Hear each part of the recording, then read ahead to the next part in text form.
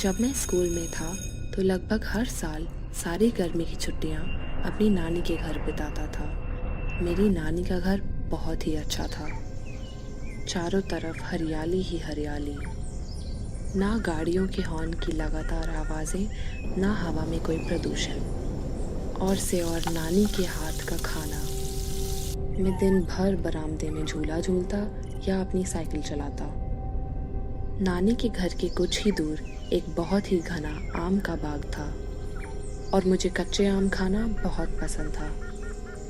नानी ने हमेशा बाग में जाने से मना किया था और वो आम हमेशा मेरे लिए खरीद कर ले आती थी।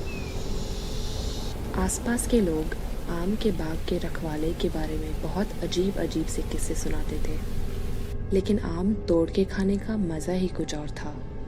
मैं कई बार छुप के आम तोड़ के ले आता था।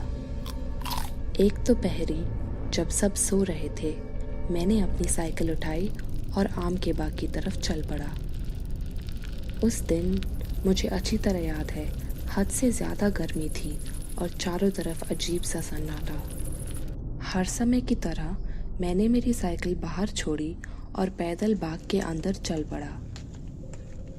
मैंने आम पत्थर से तोड़ के थैले में भरने शुरू किए और तभी मैंने किसी के पैरों की आहट सुनी। इससे पहले कि मैं मुड़ पाता, मुझे किसी ने हाथ से पकड़ा और जोर से जमीन पे गिरा दिया। मैं तुरंत रोने लगा और मुड़कर पहली बार उस आदमी की शक्ल देखी।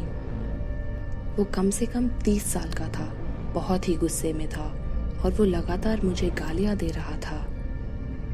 उसके कपड़ों में से बहुत बुरी बदबू आ रही थी। तभी मैंने देखा कि उसने एक हाथ में चाकू पकड़ा हुआ था। मेरे डर का कोई ठिकाना नहीं था।